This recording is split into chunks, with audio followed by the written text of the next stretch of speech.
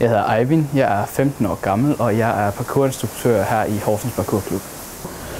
Parkour det er en fysisk disciplin, hvor det handler om at komme fra A til B på den mest effektive måde muligt.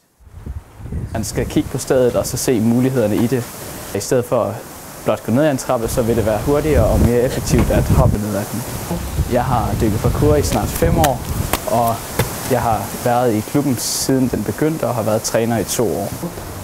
Jeg kan ikke helt huske, hvordan jeg begyndte at dyrke parkour, men jeg tror, jeg så nogle videoer og syntes, det var spændende, og så hørte jeg, at der var en klub, der lige skulle til at starte i Horsens, og så meldte jeg mig ind, og så har jeg været grebet af det siden.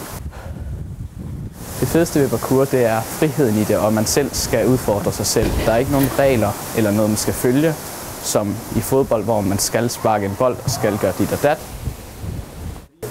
For at undgå at komme til skade, så bliver man nødt til at se på udfordringerne og se og tænke sig om, før man laver dem, så man ikke for eksempel tager et eller andet hop, som man aldrig har prøvet før, som måske er 2 fod længere, end man normalt kan. Så det handler om at tænke sig om og selvfølgelig være modig, men ikke gå over grænsen og blive dumdristig.